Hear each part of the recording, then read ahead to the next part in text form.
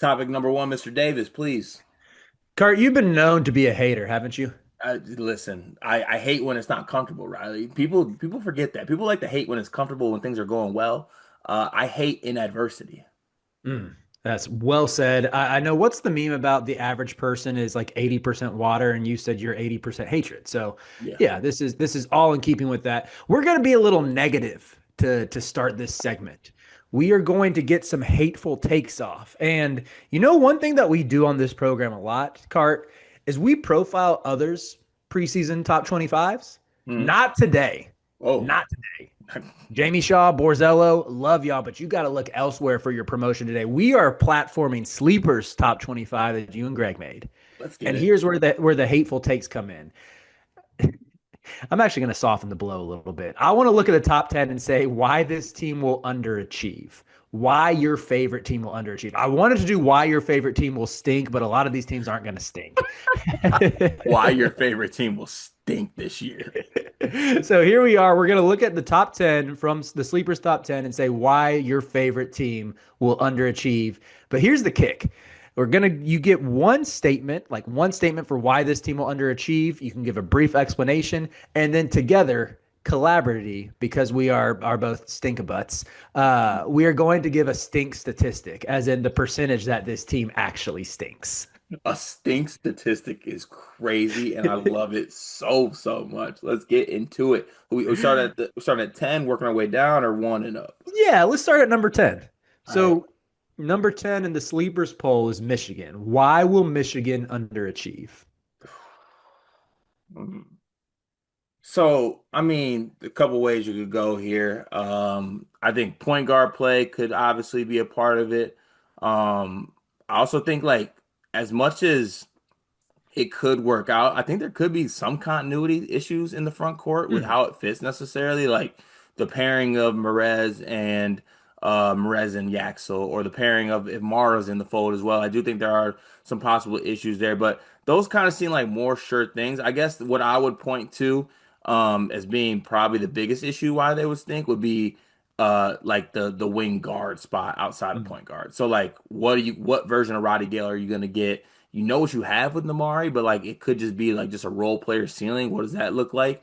And then like, are they going to be able to get guys like Trey McKinney playing well, or a Winters Grady, or a LJ Kaysen coming off the bench? So I would probably say the off guard wing position would be for me. I like that answer a lot. I actually went with defense, maybe underwhelming. This was a top 15 unit last year. Greg's explanation was always, they had enough guys like Roddy Gale and Namari who could stay in front of their man, and then just throwing length around the basket with Danny and with Vlad. They're a little bit smaller in the front court this year if the starting 4-5 is Yaxel and Merez. I know they can bring Mara off the bench, but Mara has, as much as I like Mara, he's had issues staying on the court throughout his career. And I think there's a chance that if they underachieve, Greg laid this out, I think, on an episode earlier this week, how they can get by with poor shooting. But if that defense takes a step backwards, that to me would be their downfall. Yeah, I like that pick.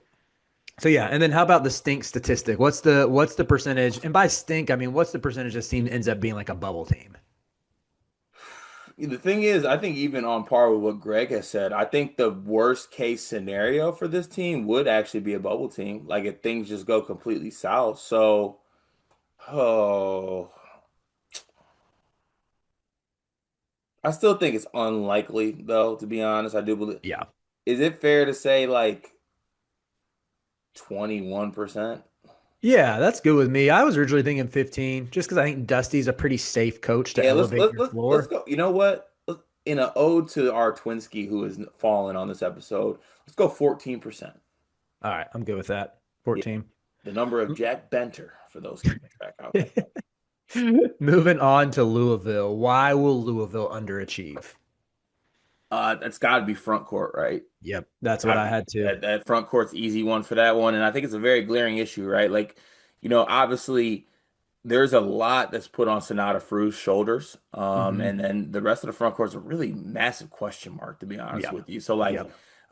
it's front court's easy answer on this one, I think. Yeah, I agree. And I said the stink statistic was 25%, where don't get me wrong, Louisville fans, I love the ceiling of this team. If it all coalesces, it's a top five team, but you still have the Pat Kelsey question marks in March, plus the front court unknowns. I think it's a little bit higher than Michigan. There's a little bit more bust potential here, even if the guard play should be good enough to like keep the bottom from completely falling out. Yeah, to be honest with you, I was gonna say higher at 30, so you want to meet in the middle at like 27?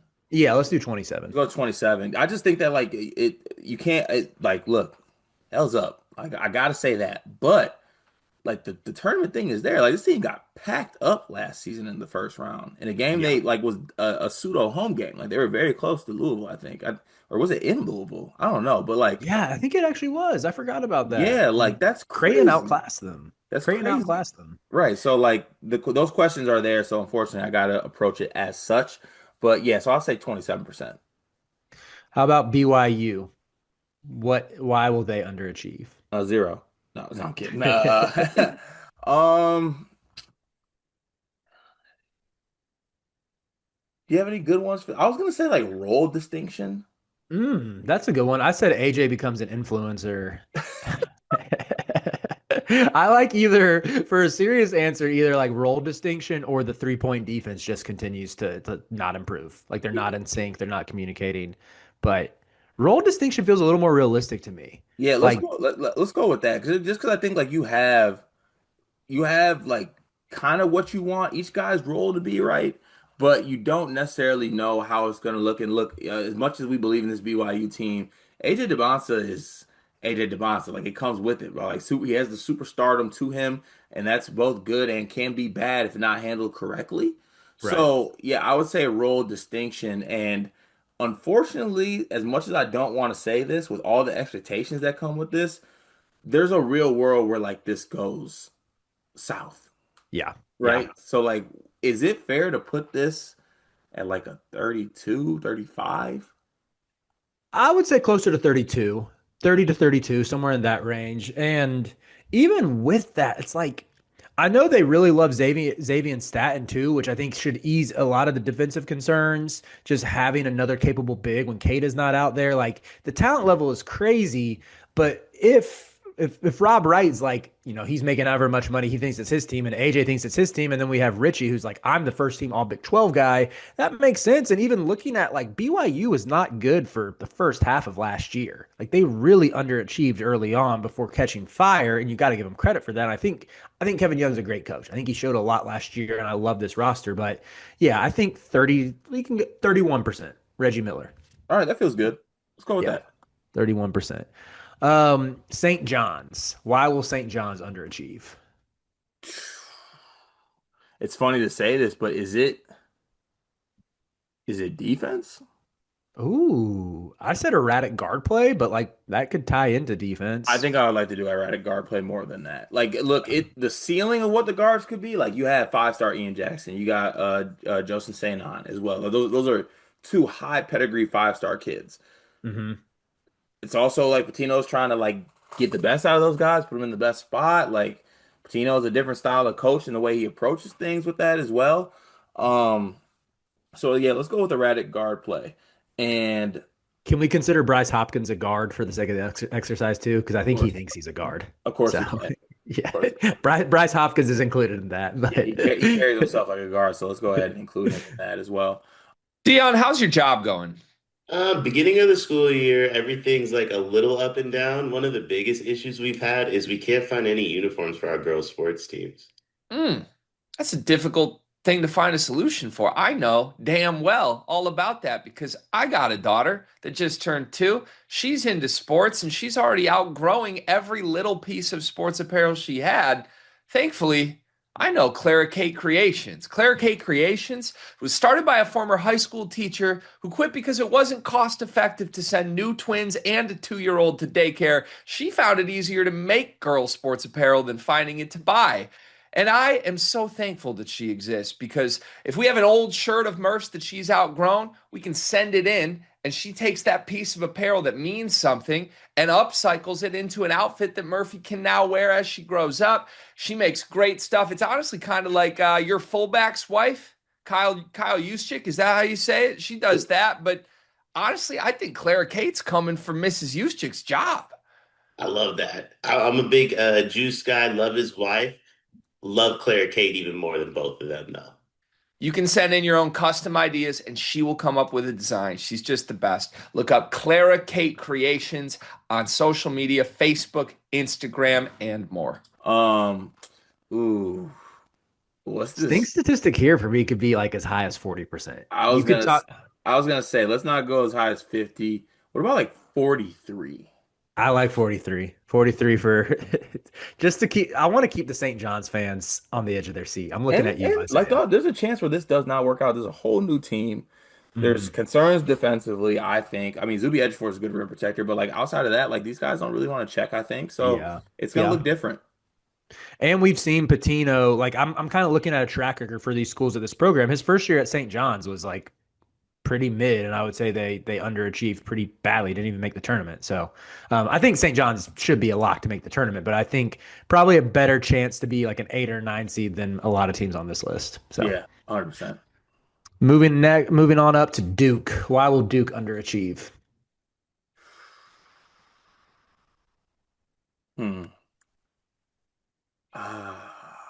Why would Duke underachieve? I mean, I have they got a balanced team. What are you thinking? I think it's the 1 and the 5. Like you're leaning on Caleb Foster and Pat Gongbat, the two most important positions in the sport. I know last week when we did the crossover archetypes from college football to college basketball, there's a chance that Pat Gongba is the DJ Lagway of college basketball. Oh, Like whoa.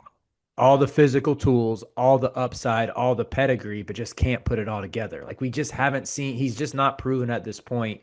And I'm not saying I think he's bad before Duke fans come at me. I'm just saying if it underachieves, it's going to be Caleb Foster doesn't rise to the occasion and Gongba isn't quite ready.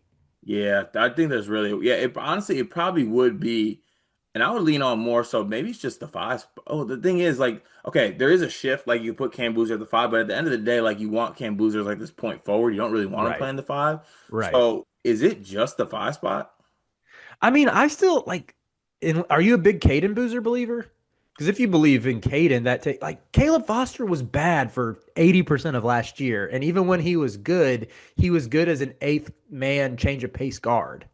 Yeah, let's say the one in the five spot, and then they'll the stink tastic meter, whatever it's called, percentage will be low because I think there is a pivot. Like if Caleb Foster's bad, you pivot. If Pat's bad, you can also pivot. Yeah, yeah. You just lean on Caden and Malik Brown, who may have some limitations, but I think both of those are higher floor players than Caleb Foster and Pat Put it like Gongba. 8%. Bump it up to 12. All right, 12, why not? Hey, you convinced me. All right, cool. All right, so let's see Kentucky. That's next up. Kentucky. I have a great one for this one that, if you will allow me, I think you'll be in Of agreement with. course, I will allow you. Mark Pope can't coach the Jalen Lowe. Dang it, I messed it up. Rewind. Pretend like I didn't say that. I had this great delivery planned out. Mark Pope can't coach the Jeff Capel out of Jalen Lowe. Ooh, can't you could take Jalen Lowe away from Cable, but you can't coach the Cable out of Lowe. Yes. Where he continues just to be an inefficient player who who can't finish at the rim, who, if he doesn't have a lob threat there, he's helpless. He gets walled off, can't get to the free throw line, and just underachieves. Yeah, I think that's definitely what it is for this one. And like on the same token, what's the pivot if Jalen Lowe's bad?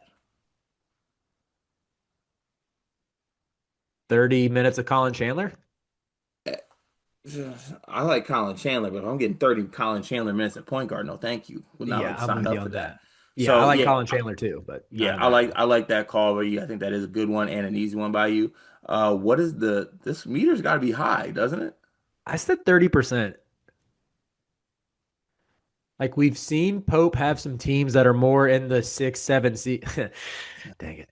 That are in the 6 or the 7 seed range. And it's a lot of new pieces, a lot of roles to allocate. I think it's probably higher that they're a bubble. The chances that they're a bubble team are probably higher than Kentucky fans want to admit right now. All right, let's go 28 I'm because good I with think that. Mark Pope did a good job at getting the best out of guys last year. So I'll give him that 2% benefit of the doubt there. So say 28%. Good with that. All right, Yukon. Um, I feel like Jeff Goodman right now. Point guard play. That was mine. I mean, Demery ends up being a no one else was around me merchant. Yeah, he It's ends like up the being a guy from Georgia. yeah, it's the Will Smith meme where uh he's in Uncle Phil's house by himself. You know the one where it's like Right. looking Just around. in the Yeah, empty, like just standing around the empty living room. yeah, it's like who else was in Georgia's backcourt last year that would have taken away his production? There was no one. So Yeah, he yeah. ends up being a yeah. Blue But Blue Cane Merchant. blue game merchant. So what's the stink statistic for Yukon? The stink statistic honestly is low just 'cause I actually do believe in Demery, and I think that Hmm. Malachi Smith is a good pivot from that if they need a guy to Yep. distribute. I put this at, I think they're going to be 4%. Yeah, I had 3%. Look at us Yeah, locked in. go for Yeah. it. Hurley has the benefit of the doubt. And even if Demery stinks, I mean, our guy Jacob Furphy just gets, he gets a little ball Hey, handling free duties. first. All right, moving on to Florida. Ooh.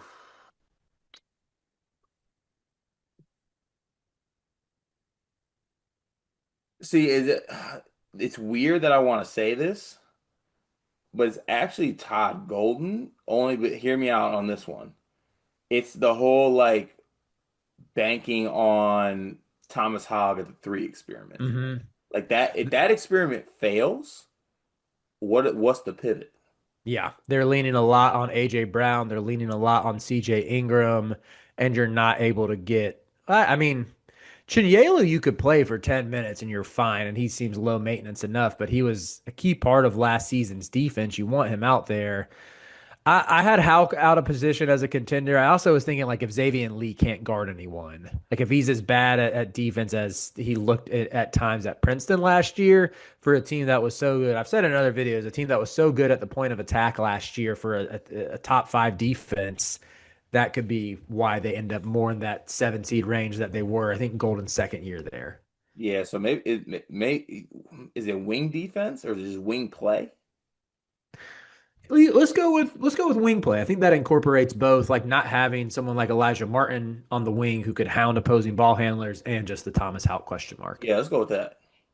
Stink statistic for me, 15%, a little bit higher than you'd expect out of a top three team, but Yeah, that feels good though. yeah, yeah. Just with some of the wild cards on defense, and even like Golden hadn't won a tournament game before last season. I love Golden. I think Golden is legit, legit, legit. But there are still a little bit of like a few skeptics that could remain just when looking at his like the full breadth of his coaching career so far. Yeah, let's go with that one. So Houston, why will they underachieve? You said why would they? Honestly, I think it'd be the freshman class not Yep. being good. That's what I said. Inexperience. If Sanak doesn't rise to the occasion, if Flemings and Harwell can't make up the loss of Cryer on offense, that could lead to them underachieving some. However, I still put their stink statistic at 0.5%. Yeah, this honestly is point five. It's Samson, man. Yeah, yeah. And It's those too guys are much of a good. track record. Those guys are Would good. you? Yeah, I agree. All right, let's wrap it up with Purdue. Why might Purdue underachieve? I would say probably defense and athleticism. More succinctly, I said if Clough and TKR are a clunky fit, both on Yeah. offense and defense. Ooh, I like clunky front court. Let's go with Stink, that. stink statistic is just a 1% though for me. You Yeah, got Brandon, you got Paint. You're it's not going to 1%. stink. It Yeah, is. That's yeah. fun exercise. I love stink statistic. I can't wait for that to come on a graphic.